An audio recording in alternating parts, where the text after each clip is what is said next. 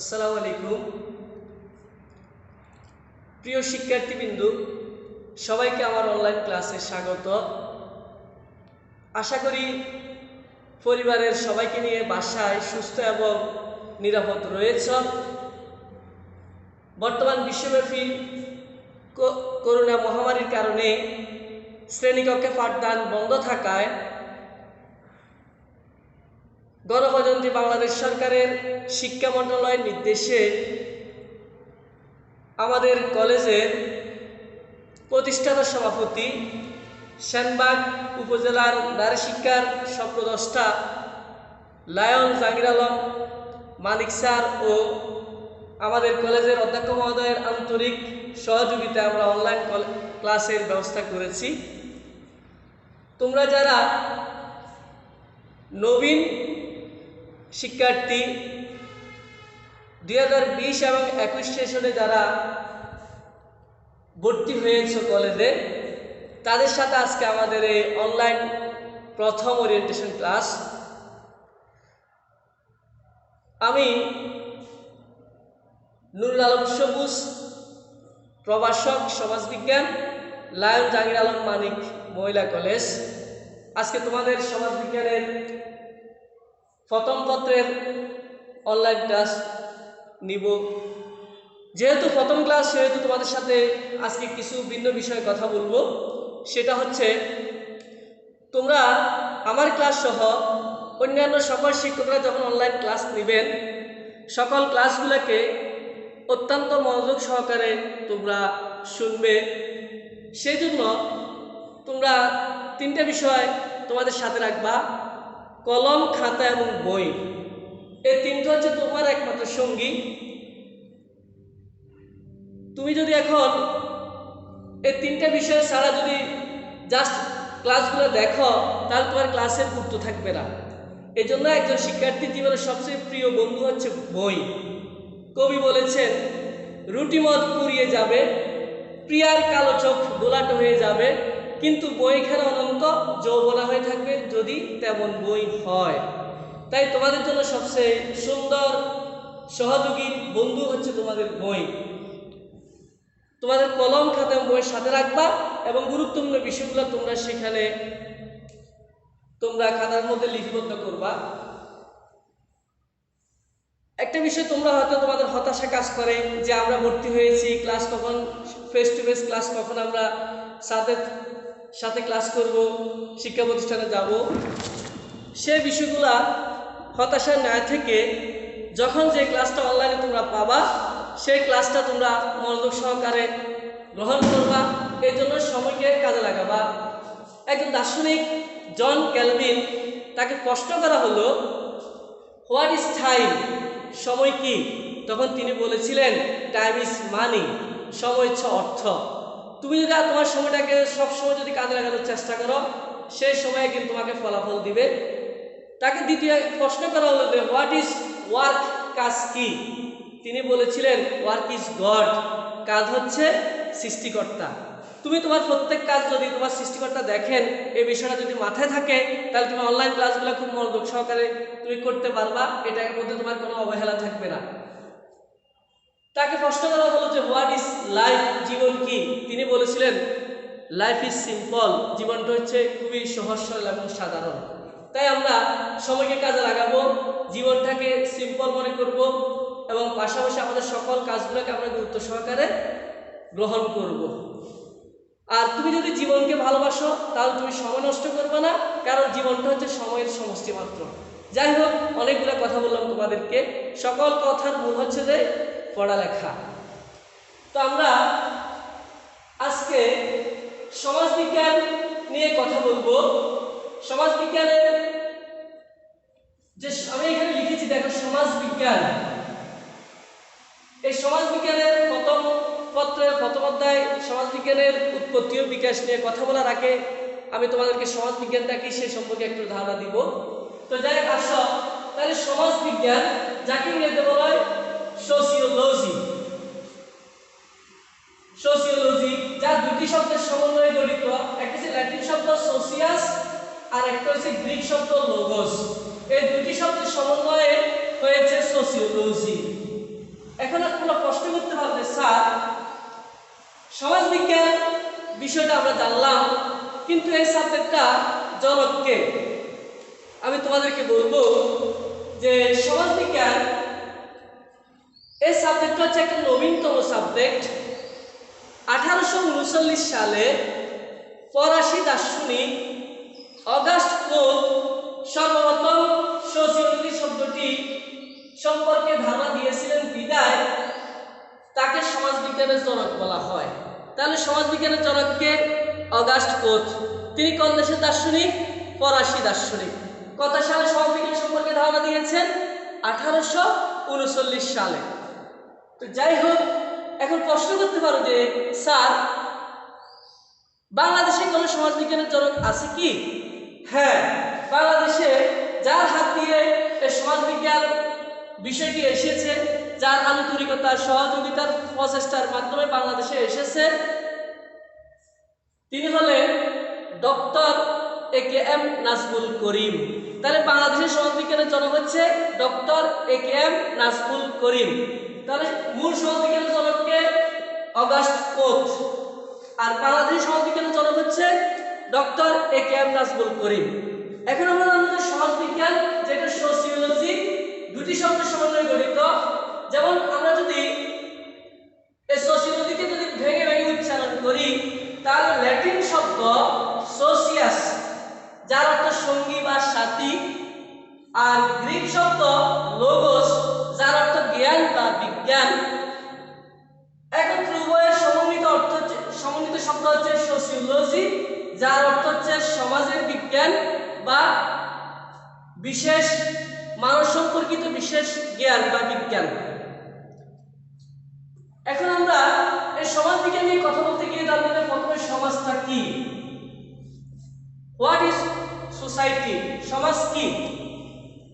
সমাজ সম্পর্কে বিভিন্ন ব্যক্তি বিভিন্ন কথা বলেছেন, কিন্তু সমাজ সম্পর্কে সবচেয়ে সুন্দর এবং গ্রহণযোগ্য একটা সংজ্ঞা দিয়েছেন মরিস জিসবার্ট। সমাজবিজ্ঞানী মরিস জিসবার্ট বলেন, সমাজ হচ্ছে সমাজস্থ মানুষের সমন্বয়ে গঠিত এমন একটা জটিল জাল, যার সদস্যরা পরস্পরের সাথে সম্পর্কযুক্ত। আমি আবার বলি, সমাজ হচ্ছে সমাজস্থ মানুষের সমন্বয়ে গঠিত এমন একটা জটিল জাল, যার সদস্যরা পরস্পরের সাথে সম্পর্কযুক্ত। যেমন ক্রেতার সাথে বিক্রেতার সম্পর্ক, শ্রমিকের সাথে মালিকের সম্পর্ক। এইভাবে করে সমাজের প্রত্যেক ব্যক্তি একে অপরের সাথে সম্পর্কযুক্ত। তুমি দেখো, একজন পুরুষ কারো পিতা, কারো ভাই, কারো দাদা, কারো নানা, আর একজন নারী তিনি কারো মা, কারো বোন, কারো আপা, কারো ফুফি। এভাবে করে প্রত্যেক একজন ব্যক্তি সমাজে বিভিন্ন ব্যক্তির সাথে সম্পর্কযুক্ত থাকে। তো যাই হোক, সেজন্য তিনি বলেছেন সমাজ হচ্ছে সমাজস্থ মানুষের সমন্বয়ে গঠিত এমন একটা জটিল জাল, যার সদস্যরা পরস্পরের সাথে সম্পর্কযুক্ত। এখন আসো বিজ্ঞান। তাহলে আমরা সমাজটাকে এটা জানলাম, কিন্তু সমাজের সবচেয়ে গুরুত্বপূর্ণ উপাদান হচ্ছে মানুষ। মানুষ ছাড়া কখনো সমাজ চিন্তা করা যায় না। তাই সমাজের প্রথম ও প্রধান উপাদান হচ্ছে মানুষ। এরপর আসে বিজ্ঞান। বিজ্ঞান হচ্ছে বিশেষ জ্ঞান, আর মানব সম্পর্কিত বিশেষ জ্ঞান বা বিজ্ঞানটা হচ্ছে সমাজ বিজ্ঞান। এখন আমরা জানলে তাহলে সমাজ বিজ্ঞান কি? সমাজ বিজ্ঞান হচ্ছে সমাজের ঘটনাবলীর বিজ্ঞান, সমাজ বিজ্ঞান হচ্ছে সমাজের অনুষ্ঠান প্রতিষ্ঠানের বিজ্ঞান, সমাজ বিজ্ঞান হচ্ছে সমাজের মানুষের বিজ্ঞান ভিত্তিক আচরণের বিজ্ঞান। তাই sociology is the scientific study of human interaction. তাহলে সমাজ বিজ্ঞান হচ্ছে সমস্ত মানুষের বিজ্ঞান ভিত্তিক ক্রিয়া প্রতিক্রিয়ার বিজ্ঞান। আমরা পরীক্ষা তোমাদের বিভিন্ন এই কথাগুলোর মধ্যে বিভিন্ন প্রশ্ন হইতে পারে যে সোশিয়াল শব্দটি কোন দেশি শব্দ থেকে এসেছে, লোগো শব্দটি কোন দেশি শব্দ থেকে এসেছে, সোশিয়াল এবং লোগোস উভয় সমন্বয় কি হতে পারে, তারপরে সমাজবিজ্ঞানের জনককে। এই ধরনের আজকে প্রথম ক্লাসে জাস্ট প্রাথমিক তোমাদের সমাজবিজ্ঞানটা কি এই সম্পর্কে একটু করে ধারণা দিয়েছি। আমরা পরবর্তী ক্লাসগুলোতে অধ্যায়ভিত্তিক যখন আলোচনা করব, সে আলোচনাগুলো তোমরা অধ্যায়ভিত্তিক খাতায় লিখে এবং কি বলি বা তোমাদের কি ব্যাখ্যা করি এই বিষয়গুলো নিয়ে তোমরা সুন্দরভাবে নোট ডাউন করবে। তো যাই হোক, আজকে তোমাদের জন্য আমার সংক্ষিপ্ত ক্লাস, জাস্ট ক্লাস না, এটা তোমাদের সাথে পরিচিতি ক্লাস। এখানে একটু করে কথা বলেছিলাম, সর্বশেষ তোমাদেরকে যাতে তোমাদের মাঝে কোনো হতাশা না থাকে সেই জন্য একটা গল্প বলে আমার ক্লাস আজকের মতো ইতি টানবো। প্রিয় শিক্ষার্থী বন্ধুরা, এক দেশে ছিল এক রাজা। রাজা প্রত্যেক বছর তিনি শিকারে বের হন। শিকারে বের হতে তিনি তার একজন রাজ কর্মচারীকে নিয়ে যান প্রত্যেক বছর। এবার তিনি যখন শিকারে বের হলেন তখন তিনি তার রাজদরবার থেকে একজন রাজ কর্মচারীকে যখন নিয়ে গেলেন, অনেকক্ষণ শিকার করার পরে তিনি দেখলেন যে কোথাও কোনো শিকার পাচ্ছেন না। দীর্ঘক্ষণ শিকার করতে করতে করতে করতে তিনি যখন হতাশ হয়ে গেলেন, তখন রাজ কর্মচারীর একটা অভ্যাস ছিল যে তিনি কথায় কথা বলেন যে যে সৃষ্টিকর্তা যা করেন ভালোর জন্য করেন। এখন রাজা সাহেব তার কর্মচারীকে বললেন, দেখো একটা শিকার তো পাচ্ছি না। তখন ওই কর্মচারী বলল, রাজা সাহেব সৃষ্টিকর্তা যা করেন ভালোর জন্য করেন। তখন রাজা বললেন, আচ্ছা আরেকটু চেষ্টা করি আমরা। তখন তারা গহীন বনের ভিতর রাজা একা একা ঢুকে গেলেন জঙ্গলের মাঝে। তিনি একটা শিকার দেখলেন। ওই হরিণ দেখার পরে হরিণের পিছু পিছু যেতে যেতে তিনি অনেক দূর গেলেন। যাওয়ার এক পর্যায়ে হঠাৎ করে ওইখানে তিনি ওই হরিণটাকে শিকার করতে পারলেন। শিকারের এক পর্যায়ে রাজার ভিতরে আরেকটু শিকারের প্রতি লোভ তৈরি হয়ে গেল। তখন আস্তে আস্তে তিনি আরও গভীর জঙ্গলে চলে গেলেন। যেতে যেতে এক পর্যায়ে তিনি ওইখানে একটা নেকড়ের শিকার হলেন, সম্মুখীন হলেন। তার পিছু পিছু তার রাজসাক্ষী তার বিভিন্ন অস্ত্র নিয়ে তার পিছু পিছু যাচ্ছিলেন। তখন শিকার করতে গিয়ে হঠাৎ করে তার ওই নেকড়ে তাকে আক্রমণ করার পরে তিনি আহত হলেন। আহত হওয়ার পরে ওই রাজ কর্মচারী তাকে ওইখান থেকে বাঁচিয়ে নিয়ে আসলেন। দেখা গেল যে রাজার একটা হাতের দুইটা আঙ্গুলে চলে গেল। তখন রাজা প্রচণ্ড ব্যথায় যন্ত্রণায় তিনি তার রাজ্যে ফিরে আসলেন, রাজদরবারে আসলেন। আসার পরে তখন তার দুইটা আঙ্গুল যখন চলে গেল, তখন ওই কর্মচারী বলল, রাজা সাহেব সৃষ্টিকর্তা যা করে ভালোর জন্য করে। তখন রাজা সাহেব তাকে দিছে একটা থাপ্পড়, একটা চট দিয়ে দিলেন। এখন এই চট দিয়ে দেওয়ার পরবর্তীতে রাজা সাহেব তার প্রতি মেজাজ গরম করে তাকে কারাগারে পাঠিয়ে দিলেন। কারাগারে পাঠিয়ে দেওয়ার পর রাজা যখন সুস্থ হলো, পরবর্তী বছর তিনি আবার শিকারে গেলেন। এবারে শিকারে যখন গেলেন তিনি আর কাউকে সাথে নেন নাই। আর যে ব্যক্তিটাকে প্রতি বছর সাথে নিতেন ও তো এখন কারাগারে রয়েছে। অবশেষে রাজার হাতে দুইটা আঙ্গুল নেই। তখন এবারে তিনি শিকারে বের হলেন। শিকারে একা একা গেলেন, সাথে কাউকে নেন নাই। অবশেষে তিনি বনের গহীনে যখন শিকার খুঁজতে খুঁজতে যখন ভিতরে প্রবেশ করলেন, তখন বন মানুষগুলা ওই রাজা সাহেবকে ধরে ফেললেন। ধরার পর তারা সবাই রাজাকে মাঝখানে রেখে নৃত্য দেওয়া শুরু করলেন। এক পর্যায়ে একটা সময় সূর্য ডুবার সময় তারা রাজাকে তাদের ঈশ্বরের নামে, তারা সৃষ্টিকর্তার নামে তারা রাজাকে বলি দিবেন, যেটা বন মানুষরা করে থাকে। এই জন্য একটা নিয়ম বা সংস্কৃতি যখন তারা পালন করতে চাচ্ছিলেন, তখন একটা গাছের সাথে সুন্দর করে রাজাকে এভাবে বাঁধলেন। বাঁধার পরে তখন রাজাকে তারা যখন সূর্য ডুবার সঙ্গে সঙ্গে রাজাকে হত্যা করবেন এই সিদ্ধান্ত নিলেন। নেওয়ার পরে তাদের মধ্যে যিনি রাজা সাহেবকে হত্যা করবেন ওই ব্যক্তিরা রাজার পায়ের তালু থেকে মাথা চুল পর্যন্ত পুরো বডি যখন দেখলেন, দেখতে গিয়ে দেখলেন যে রাজার দুইটা হাতের আঙ্গুল কাটা। এটা দেখার পরে তখন ওই বন মানুষ যারা ছিলেন, যে ব্যক্তির দায়িত্বে এসেছে রাজাকে হত্যা করার জন্য, ওই ব্যক্তি কি করলেন, রাজা সাহেবকে হত্যা না করে তাকে ছেড়ে দিলেন। কারণ তাদের একটা নীতি হচ্ছে যে তারা কখনো প্রতিবন্ধী বা আহত ব্যক্তি বা শরীরের কোনো একটা অঙ্গহানি ব্যক্তিকে তারা কখনো কি করেন না, তারা হত্যা করেন না। তখন রাজাকে ছেড়ে দেওয়ার পরে বলল যে আপনার তো হাতে দুইটা আঙ্গুল নেই, আপনাকে আমরা আমাদের সৃষ্টিকর্তার জন্য বলে দিতে পারছি না, আপনি স্বাধীন। এটা বলার সঙ্গে সঙ্গে রাজা এত বেশি খুশি হলো যে খুশির কথা পৃথিবীর তিনি কাউকে বলতে পারবে না, মানে ভাষায় প্রকাশ করা যাবে না। এখন রাজা তিনি কি করলেন, তিনি তার রাজ্যে ফিরে আসলেন। রাজদরবারে ফিরে আসার পরে তিনি এত বেশি খুশি হলেন, খুশি হয়ে এসে তার কর্মচারীকে তিনি জেল থেকে ছেড়ে দিলেন। ছেড়ে দেওয়ার পরে খুশিতে ছেড়ে দিলেন যে তিনি একটা বিপদ থেকে বাঁচলেন, তাই তার রাজদরবারে যত আসামি ছিল সবগুলোকে তিনি মুক্ত করে দিলেন, স্বাধীন করে দিলেন।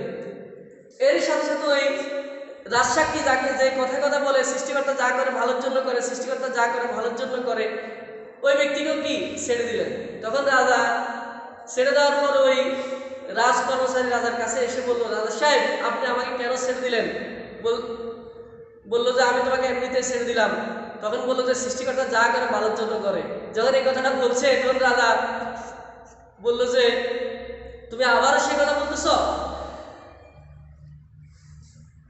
তখন রাজার ঘটনাটা তখন এটা বললো যে হ্যাঁ রাজা সাহেব, যদি আমি কারাগারে যদি না থাকতাম তাহলে এবারও আপনি আমাকে আপনার সাথে নিয়ে যেতেন। আপনার সাথে যখন আমি যেতাম, আপনার দুইটা হাতের আঙ্গুল না থাকার কারণে ওরা আমাকে কি করতো, আপনার পরিবর্তে তাদের সৃষ্টিকর্তা ঈশ্বরের জন্য বলি দিয়ে দিত, যার কারণে আমি পৃথিবী থেকে বিদায় নিতাম, আপনি বেঁচে যেতেন। এই জন্য আপনি আমাকে কারাগারে রেখে আপনি চলে গেলেন, আপনিও বাঁচলেন আমিও বাঁচলাম। এই জন্য সৃষ্টিকর্তা যা করে ভালোর জন্যই করে। এটা হচ্ছে গল্প। এই গল্পটা বলার উদ্দেশ্য ছিল যে আমরা মহামারী করোনার ভাইরাসের কারণে বিশ্বব্যাপী যে আমাদের বিপর্যয় নেমে এসেছে, বিশেষ করে শিক্ষা প্রতিষ্ঠান বন্ধ রয়েছে, এই শিক্ষা প্রতিষ্ঠান বন্ধের কারণে তোমরা তোমাদের জীবন থেকে পড়ালেখাকে বন্ধ করে ফেলো না। তোমরা পড়ালেখামুখী হবা। আমাদের সৃষ্টিকর্তা যা করেন ভালোর জন্য করেন। আমরা সুন্দরভাবে আমাদের অনলাইন ক্লাসগুলো নেওয়ার জন্য সর্বোচ্চ চেষ্টা করব। তোমরা আন্তরিকতার সহিত সেই ক্লাসগুলো করবা। কেউ হতাশায় না থেকে জীবনটাকে সাজানোর জন্য তোমরা সময়কে কাজে লাগাবা। প্রথম থেকে এ পর্যন্ত অনেকগুলো কথা বলেছি। সকল কথার মূল হচ্ছে যে সবাই পড়ালেখামুখী হবা, আব্বু আম্মুকে সহযোগিতা করবা। আজকের এই ওরিয়েন্টেশন ক্লাসে সবাইকে ধন্যবাদ জানিয়ে আমি আমার কথা এখানে শেষ করলাম। ভালো থাকো, সুস্থ থাকো, নিরাপদে থাকো। Thank you.